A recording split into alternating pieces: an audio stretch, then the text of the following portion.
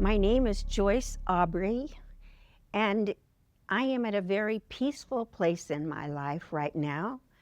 Uh, Even though I'm in my mid-80s, I'm in good health, and I have so many loving, wonderful, supportive people around me that I like to share my story. My story is not unusual because we know that every year there are 60 million children who are sexually abused, but it's not talked about. Because it's safe for me to talk about, I do tell my story. And I share my age because I want men and women who are in their 50s or 70s to understand that it's never too late to heal from childhood trauma. And I want people to know some of the struggles I went through when I had memories, because the truth is, I wasn't aware of my abuse until mid-50s. They say that the average age for the 9 out of 10 childhood victims who do not report or seek healing, they do seek healing in their mid-50s. So the fact that I began to recover memories in my early 50s is very common. But I will try to help you understand, as I tell my story, how destabilizing it is to remember things that have been completely repressed for decades. I had successful careers before I recovered memories, and that was important because that meant that I had some financial resources to get the help that I needed, both physically and mentally, when I was in crisis. My careers included, and this lets you see again how old I am, I first taught home economics for a few years, and then I was a counselor at the community college for a few years. After 10 years in education, I bought a fabric shop, and I was very successful in selling fabric and sewing machines. And I tell you that not because I'm bragging about my achievements, but it lets you see the devastation when I had sexual abuse memories of childhood, that I couldn't manage this business I'd owned for more than 2 decades. I had to walk away from that. I walked away from a 35-year marriage because my partner didn't feel like he had signed up for my ugly childhood, and it was just too difficult to deal with me and my flashbacks. So I walked away and sought the help that I needed in order to release all the fear and anger and shame and claim my authentic self. And reclaiming self after that kind of devastation takes a while. For me, most of a decade. I wanted to show you a little bit of the painting that I did that helped me process the shame and the fear and just the destabilizing memories that came through in my mid-50s. I did lots of body work because it is important to get fear out of your body. I had a physical symptom. I was walking with a cane for more than a year, and there was no reason for me to be walking with a cane. I went through all sorts of tests and was told I just needed to learn to walk with a cane. And eventually I learned that at the age of 7, I had been gang raped and tied with my left foot twisted out. And that pain that caused my left leg to be undependable for walking for a few years was trying to bring up that memory of that gang rape. And for those who may be in the position of experiencing flashbacks, I encourage you to understand that your flashbacks are your friend. They actually will give you information to help you understand your triggers, your seemingly nonsensical explosions when something is said or you have a certain smell. You may have a reaction that is way out of proportion.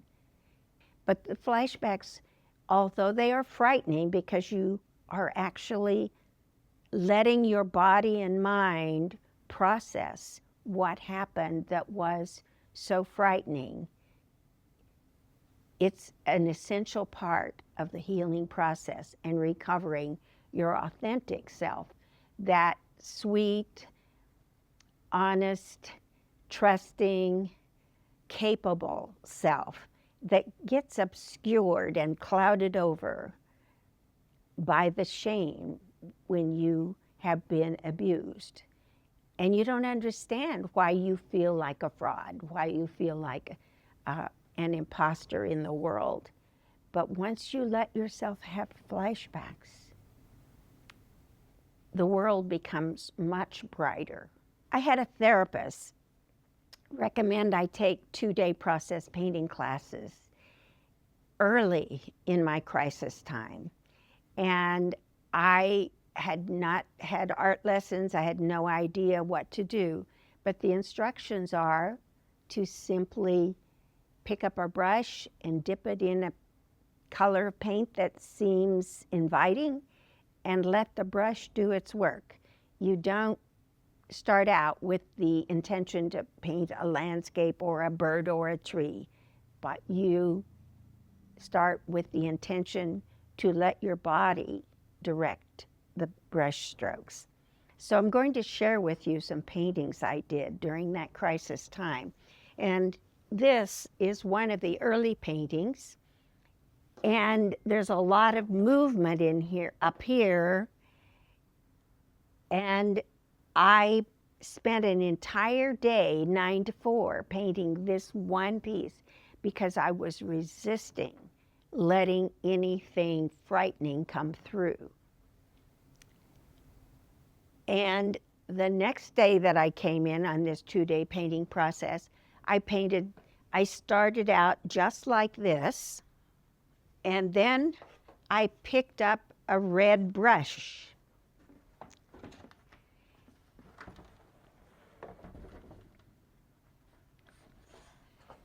And once I picked up a red brush, I couldn't stop.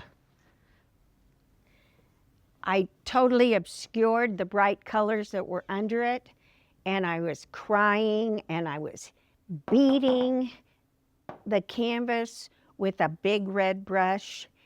And I didn't understand at the moment until it was over that I was processing rage. Now, there's a lot of difference between anger and rage. Anger management can happen, but rage management isn't even talked about, because rage is that deep-seated resentment that you don't know what to do with. And what I realized was when I was raising my 2 sons, I was very amenable, cooperative, tried to live in harmony. But when I exploded all over everybody. And that was because of the rage that I didn't even know I was holding inside. So my therapist had said to me over and over again, you have to find anger, you have to assign accountability and shame to your perpetrators. It's not your shame, but it felt like my shame. And I had kicked tires, I had broken plates, I had hit pillows with ball bats. None of that worked for me. But for me, I processed rage with a red paintbrush. When I was doing process painting, I went into a zone, really, and I was very childlike. And notice this, that these are body parts, but not the whole body. Here's a torso, but down here in gray are legs, and here are legs, and lots of masks. And what I learned, actually years later, was that children who are abused often paint or draw disconnected body parts. And that's definitely what you see in this painting. When I was in my mid-50s, but was really experiencing very childlike emotions. I think the angel represents my guardian angel. As a child, I only had one doll, and her name was Elizabeth. And I feel like I've had a guardian angel, Elizabeth, watching over me. Different times in my life, I have felt connected to her, and certainly I felt connected to her going through the crisis of reclaiming myself during flashbacks.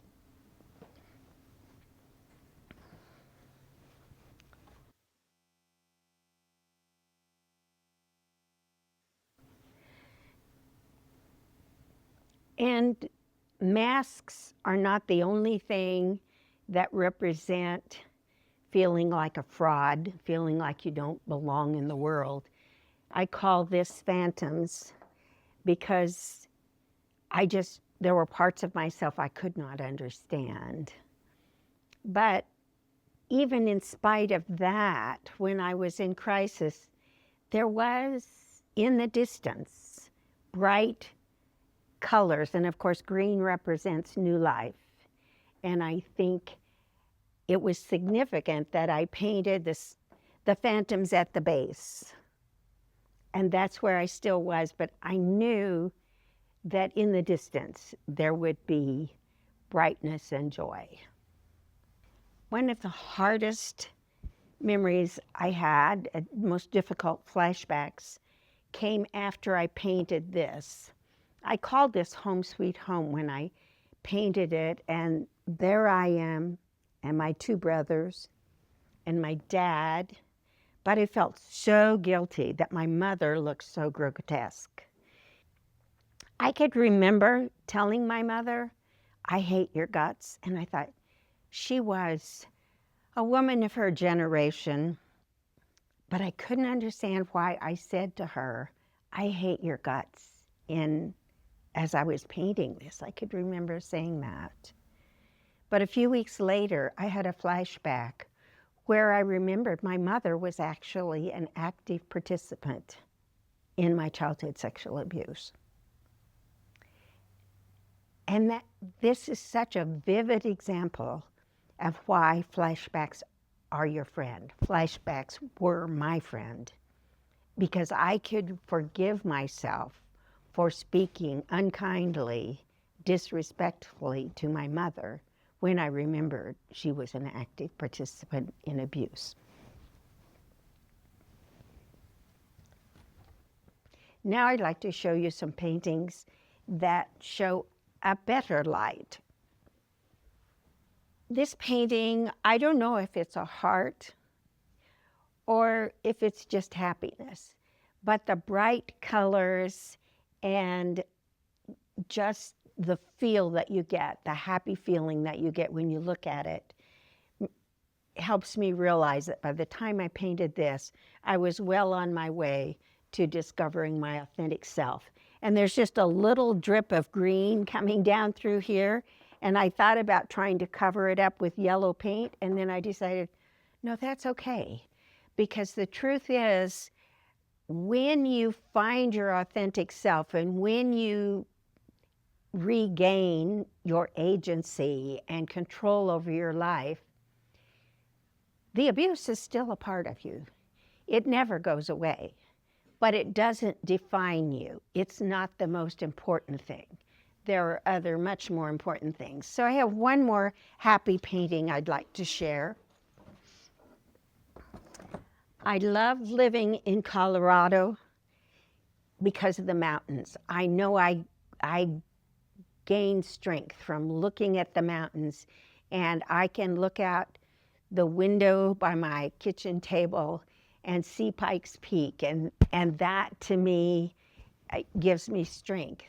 But I also love the hummingbirds. So I did this very exaggerated hummingbird sipping the sweet nectar. And that's what I call this painting, because by the time I painted this, I was sipping the sweet nectar of life that is fully lived.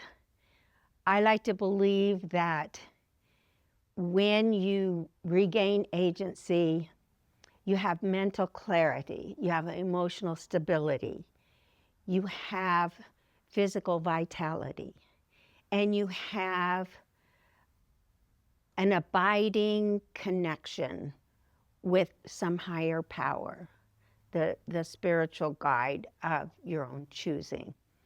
So those things together, along with being in the company of people who are supportive, can enrich your life in so many ways.